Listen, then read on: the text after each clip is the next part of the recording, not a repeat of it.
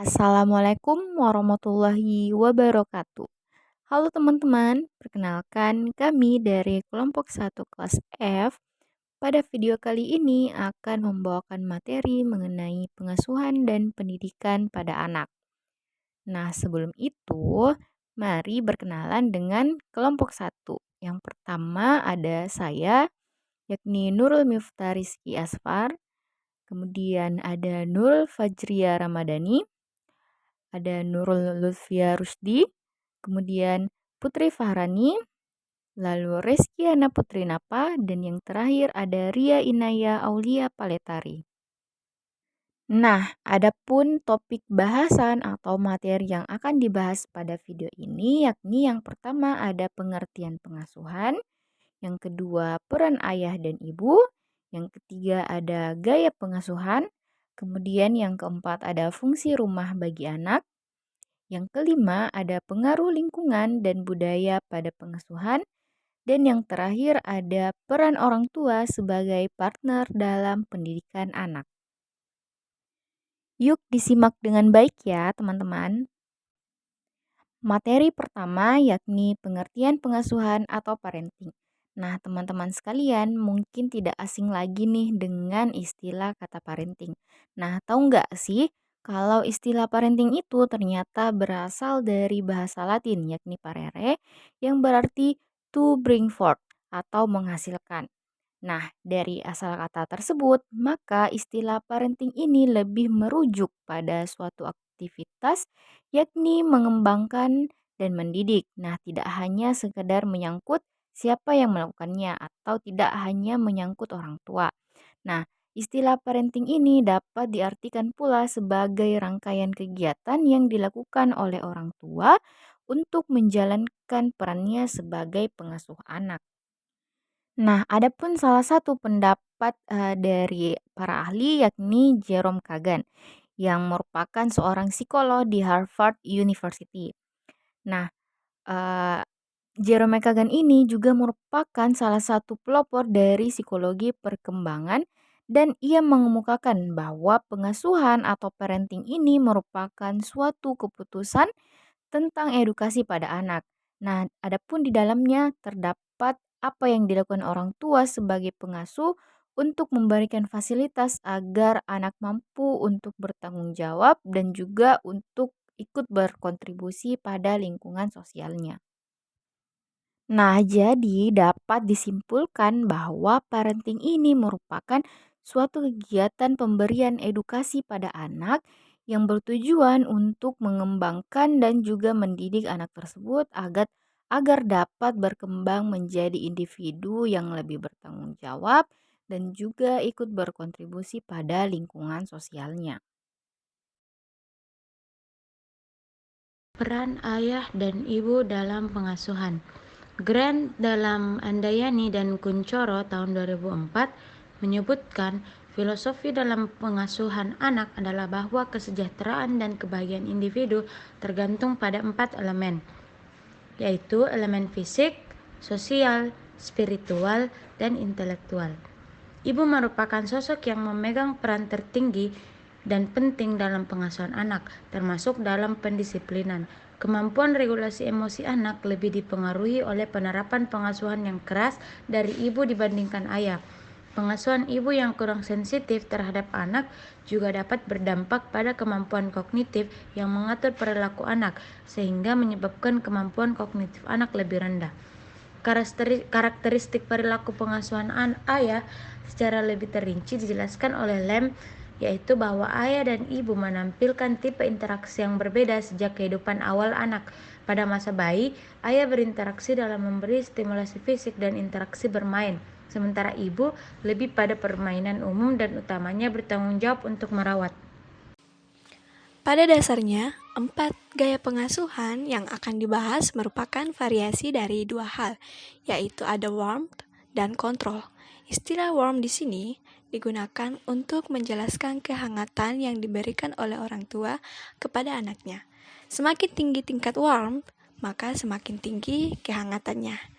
Nah, sedangkan istilah kontrol digunakan untuk menjelaskan kendali yang diberikan oleh orang tua kepada anaknya. Nah, setelah memahami ini, kita akan siap membahas tentang jenis-jenis gaya pengasuhan. Kita mulai dengan gaya pengasuhan yang pertama, yaitu autoritatif atau otoritatif. Gaya asuh ini ditandai dengan tingginya warmth dan tingginya kontrol. Pada dasarnya, gaya asuh ini menekankan pada komunikasi dua arah antara anak dan orang tua. Nah, orang tua di sini mendorong anaknya untuk menjadi mandiri, tetapi mereka juga memberikan batasan dan kendali terhadapnya. Orang tua yang menerapkan gaya pengasuhan ini memiliki beberapa ciri, seperti bertanggung jawab, mendukung, dan cenderung tidak kasar. Komunikasi dua arah yang ditekankan dapat berarti anak dilibatkan dalam komunikasi yang ada dalam keluarga. Misalnya, ketika menerapkan sebuah aturan. Nah, orang tua tidak hanya meminta anak ini untuk mematuhinya saja, namun menjelaskan juga dampak negatif dan positif dari aturan-aturan tersebut. Mereka juga memberikan ruang kepada anaknya untuk mengemukakan suatu pendapatnya. Dengan kata lain, orang tua memposisikan dirinya sebagai seorang pendengar bagi anaknya. Jenis yang kedua yaitu jenis gaya pengasuhan authoritarian atau otoriter. Nah, gaya asuh ini ditandai dengan rendahnya warmth dan tingginya kontrol. Kita sebut saja ini adalah gaya pengasuhan yang mengekang. Sama halnya dengan gaya asuh otoritatif, namun gaya asuh otoriter ini juga memberi kehangatan, dukungan, dan tanggung jawab kepada anaknya. Namun, orang tua dengan gaya asuh otoriter ini cenderung menuntut anak untuk mematuhi keinginan atau aturan yang diberikan oleh orang tua. Selain itu, orang tua juga cenderung sering memberikan hukuman ketika anaknya melakukan suatu kesalahan. Mereka juga sering menerapkan aturan tanpa menjelaskan mengapa aturan tersebut diberlakukan. Contohnya, ketika orang tua melarang anaknya bermain handphone, orang tua hanya akan mengatakan, "Kamu gak boleh main handphone. Kamu gak boleh ngebantah." Contoh lain misalnya, orang tua yang memaksa anaknya untuk masuk sekolah yang diinginkan oleh orang tuanya. Padahal anaknya berminat masuk ke dalam universitas negeri favoritnya yang sedang dia perjuangkan. Dengan kata lain, atau sederhananya, komunikasi dua arah sedikit dilakukan dari orang tua yang memiliki pola asuh tersebut. Jarang sekali mendengar aspirasi-aspirasi anaknya, melihat sudut pandang anaknya, atau hanya memaksa kehendak anaknya saja. Jenis gaya pengasuhan ketiga itu permissive indulgent. Kita sebut saja dengan gaya asuh permisif. Gaya asuh ini ditandai dengan tingginya warmth dan rendahnya kontrol, di mana gaya asuh ini digambarkan dengan orang tua yang sangat terlibat, yang sangat hadir dan bertanggung jawab terhadap anaknya. Namun, mereka sedikit menerapkan tuntutan atau aturan kepada anak. Orang tua akan mendidik anaknya dengan membiarkan mereka melakukan apa yang mereka mau atau apa yang mereka inginkan. Dengan kata lain, ini dapat disebut dengan gaya asuh yang memanjakan. Misalnya, ketika anak meminta dibelikan sebuah handphone. Nah, orang tua akan langsung menurutinya dengan cepat, tanpa mempertimbangkan banyak hal seperti berapa usia minimal anak bisa main handphone, atau adakah reward yang diberikan karena nilainya baik misalnya. Nah, bagi orang tua yang memiliki tipe pengasuhan ini, dia berpikir bahwa yang lebih penting itu adalah terpenuhinya kebutuhan anak, bukan terpenuhinya keinginan orang tua. Gaya asuh keempat atau terakhir adalah uniform neglectful. Gaya asuh ini dicirikan dengan rendahnya warmth dan rendahnya kontrol. Orang tua memberikan sedikit sekali kehangatan dan kendali terhadap anaknya. Nah, bagi orang tua tipe ini, aspek-aspek kehidupan seperti pekerjaan, karir, ataupun kekayaan merupakan hal yang lebih penting ketimbang pertumbuhan anak mereka sendiri.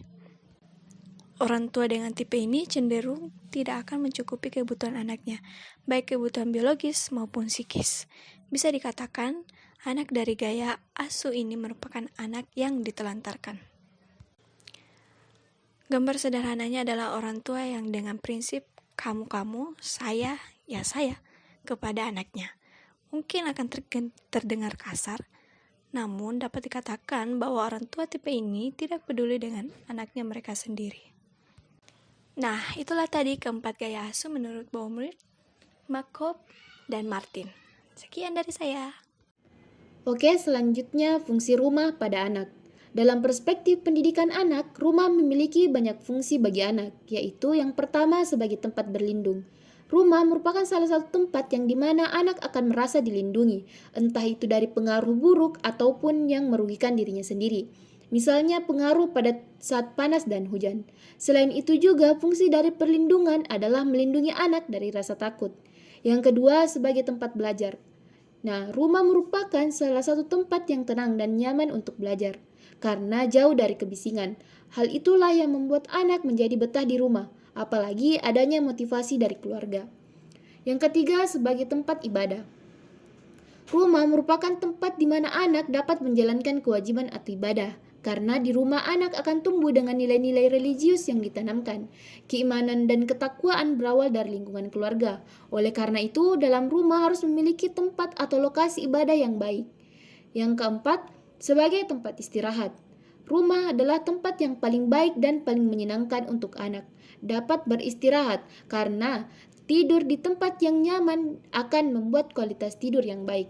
Yang kelima, sebagai tempat pendidikan karakter. Nilai karakter pada anak dibentuk di rumah bersama orang tua.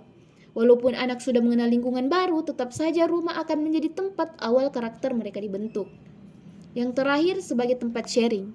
Rumah juga merupakan tempat sharing atau bercerita yang dimana anak akan merasa nyaman dan bebas bercerita dan berbagi pengalaman kepada orang tuanya. Untuk itu, orang tua harus selalu merespon anak dengan baik agar anak akan terus terbuka. Kita masuk di pembahasan selanjutnya mengenai pengaruh budaya dan lingkungan pada pengasuhan anak. Sudah jelas bahwa orang tua memiliki peran penting dalam perkembangan seorang anak. Pada situasi dalam keluarga dan gaya pengasuhan sangat berpengaruh pada kondisi psikologis anak. Misalnya, seperti pada remaja-remaja yang ada di Amerika Latin cenderung mengungkapkan motivasi berprestasi dalam bentuk prestasi keluarga, sehingga tingkat yang lebih tinggi pada harga diri terdapat dalam domain keluarga daripada domain publik. Dalam budaya Puerto Rico, ada dua elemen yang secara tradisional berhubungan dengan perilaku antisosial pada remaja, yaitu kontrol sosial yang berdasarkan kelekatan keluarga dan kontrol orang tua secara langsung berdasarkan prinsip disiplin yang ketat. Sehingga ketidakhadiran ayah dalam budaya Puerto Rico lebih besar pengaruhnya pada kenakalan remaja daripada di Anglo-Amerika. Pada lingkungan pengasuhan anak dalam keluarga terlihat dari pola pengasuhan yang diberikan oleh orang tua. Pengasuhan yang baik tentunya akan mendorong perkembangan anak yang optimal, sedangkan kebalikannya pengasuhan yang kurang baik tentunya akan mendorong perkembangan anak menjadi kurang optimal. Namun, setiap keluarga mempunyai konsep masing-masing dalam hal meningkatkan pengetahuan, keterampilan, serta sikap anggota keluarga dengan memperhatikan aspek fisik, mental, spiritual, dan sosial. Sermiawan mengemukakan bahwa lingkungan keluarga merupakan media pertama dan utama secara langsung atau tidak langsung memiliki pengaruh terhadap perilaku dalam perkembangan anak. Terdapat 6 ciri yang dibutuhkan untuk melakukan pengasuhan kepada anak dengan baik. Yang pertama yaitu hubungan kasih sayang. Yang kedua, kelekatan atau keeratan hubungan. Yang ketiga, hubungan yang tidak terputus. Yang keempat, interaksi yang memberikan rangsangan. Yang kelima, hubungan dengan satu orang. Yang keenam, melakukan pengasuhan anak di rumah sendiri. Peran orang tua dalam mendidik anak. Lingkungan keluarga merupakan lingkungan awal bagi seorang anak atas segala tingkah laku maupun perkembangan yang muncul pada diri anak akan mencontoh pada kedua orang tuanya. Selain itu, orang tua sebagai salah satu pihak yang bertanggung jawab dalam pendidikan sangat besar pengaruhnya terhadap perkembangan anak itu sendiri. Orang tua dalam menjalankan perannya dalam pendidikan perlu untuk terus mendorong, membimbing, memotivasi, dan memfasilitasi demi tercapainya pendidikan yang baik.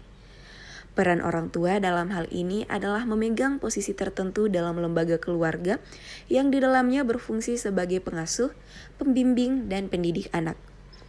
Adapun peran orang tua dalam mendidik anak dipengaruhi oleh beberapa faktor, antara lain faktor status sosial, faktor bentuk keluarga, faktor tahap perkembangan keluarga, dan faktor model peran. Sekian presentasi dari kami. Bila ada yang ingin bertanya, kami akan memberi jawaban, bukan harapan. Karena kami di sini sedang presentasi, bukan mengisi hati yang sini. Kami kelompok 1 pamit undur diri and see you next video. Bye-bye!